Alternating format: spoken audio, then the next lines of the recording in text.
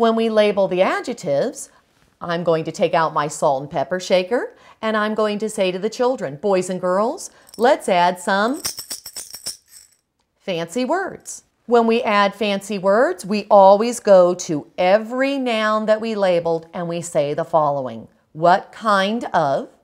Then we put the noun in it. What kind of ears? Now let's say what the ears should be described as. What kind of ears would an upset, wet, and cold Sylvester have? We came up with droopy. If your students have difficulty retrieving different vocabulary words for this activity, you will find at the end of this lesson I have word banks that they could go to retrieve some of those words and use as a resource. We came over and we said, what kind of ears would an upset Sylvester have? And we have different ideas, but they have to match how he feels upset. If someone says perky ears, will perky ears match someone being upset? No. Then that's not going to be a precise word. That won't fit in our Come Alive box.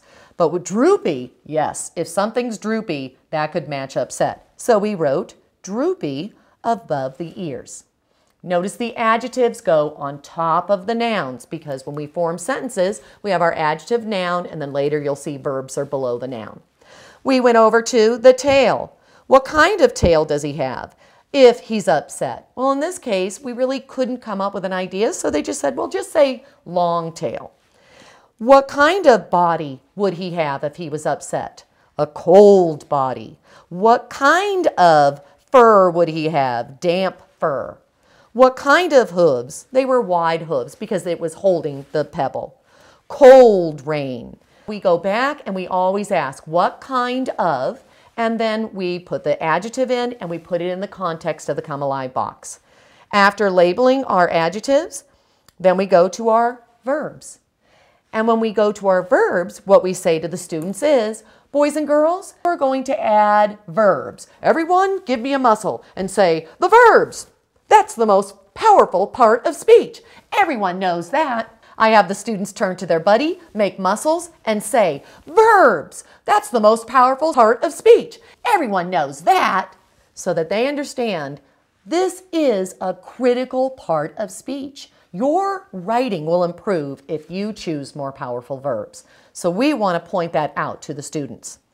They have to label verbs on the page. Let's go to his ears. What did, notice I'm putting it in past tense, what did Sylvester's droopy ears do to show he was upset? Sagged. Again, past tense because it's a story. What did his cold body do? The cold body shivered.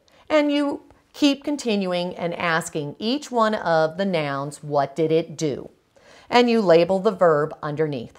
So far in our picture, we have Sylvester, upset, with his thoughts, dialogue, and adjectives, nouns, and verbs, labeling the parts of his body or the setting that will reveal how upset and gloomy everything feels in this part of the story. Step 6 is figurative language. We want students only to add figurative language to one part of the picture. Sometimes you can do two, but one is fine. Because why do we use figurative language? Only for the part of the picture that we really want to have pop in the reader's mind. So when the reader is reading our Come Alive box and creating a picture in their mind using our words, there may be a part of that picture we want them to really see. We want it to pop. We go back to our picture here and we ask, what in our picture do we want to pop so that the reader really knows how gloomy and upset this whole experience is for Sylvester? We went back and they said, ooh, his fur. That covers his whole body. The fur is damp and it smells. Ooh, that's really good. Okay, let's put a circle around his damp fur smelled, add a box, and in the box, we will add figurative language. And in this case, what I did was I asked the students, boys and girls, what are we talking about? His fur. But what do you want to make pop? That it smelled. It was damp and it smelled. So we have fur. What do you want to make pop? That it smelled. Now we're going to take something else in the world that could be damp and smelly, but it is not Sylvester. It has nothing to do with Sylvester's fur. So what else in the world can be smelly? The students are going to come up with different ideas of things that could be smelly. And we came up with smelly old socks. After deciding that dirty old socks can be smelly like fur, then we wrote, his damp fur smelled like dirty old socks. We have labeled this entire picture with all of the elements that we need for a Come Alive box. The next thing we need to do is have a starter sentence. This Come Alive box will be at the beginning of a story, so we're going to have our story opening, SC arrow, that students will use in order to start this Come Alive box. Why? Because this is what we use to write the beginning of a story. And a bit more advanced story that students will write will not only start with setting character action for their story opening, it will also extend into this Come Alive box. Let's start our Come Alive box with the secret formula, setting character action, and then continue with the description of the character, revealing his thoughts, revealing his personality, revealing his appearance, so that you know how he feels in this situation. In order to do this, what we need to do is we need to orally rehearse this piece with our students. I say to the students, boys and girls, we have all of our elements here. Let's start practicing our Come Alive box, because if you can't say it, then you can't write it. We have to practice over and over, and once it sounds good, we're ready to write it. We go over to the beginning and we say setting. When is this happening? As the cold rain pelted down in the wilderness. Let's make that our setting. So I went over to one of our descriptors here, the cold rain, and we just started making motions as we're saying this description. As the cold rain pelted down in the wilderness, who's our character? Sylvester. Why don't we say upset Sylvester, sad, melancholy. Ooh, let's use some of those ideas. As the cold rain pelted down in the wilderness, upset and melancholy Sylvester. Action. What did he do? We could say that he did something. Sylvester shook like an ice cube. Or we could say Sylvester's droopy ears sagged when he realized his sunny day was gone forever. Or we could exchange this action for a thought or dialogue. As the cold rain pelted down in the wilderness, Sylvester thought to himself, I wish that rain would stop. Or Sylvester shouted, Brr, I'm turning into an ice cube. Either way, you can do this. You can start with an action, SC arrow, or you could start with SC, thought, or dialogue. Let's start with dialogue, setting.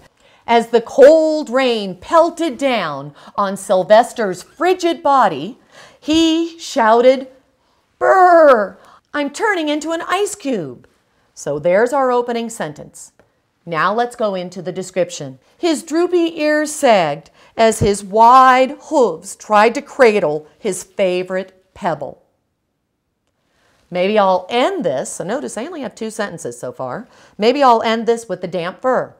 As the rain kept pouring down, his damp fur started to smell like old dirty sock. That's it. From this brainstorm and all these ideas, I may have 3-4 sentences. That's it.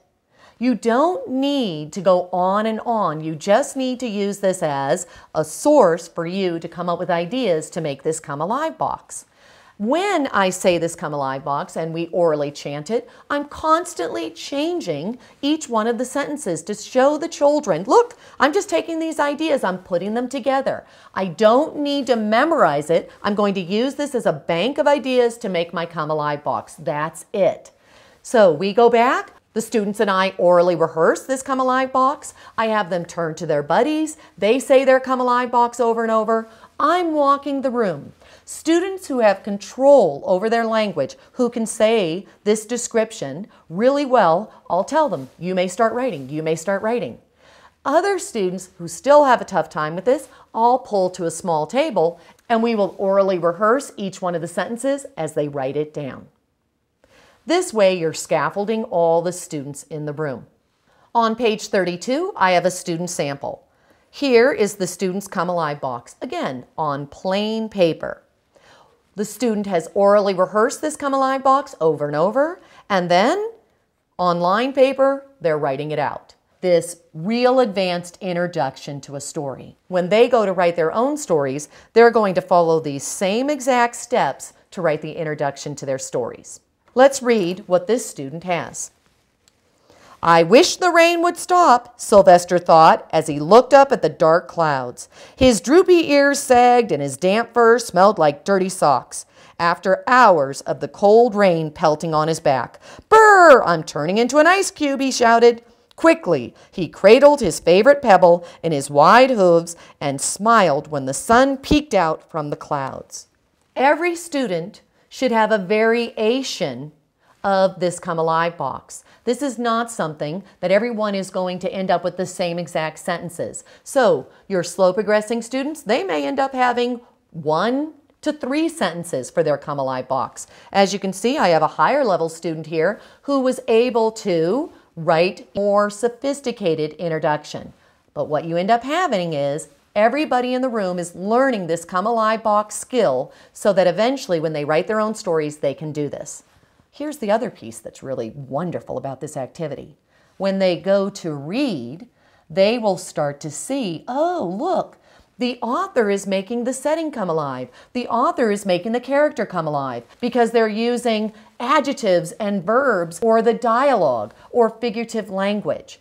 They will be more critical at identifying what words, phrases, and sentences the author is using in order to make their character come alive. So this not only is going to help them with their writing, but it's reciprocal.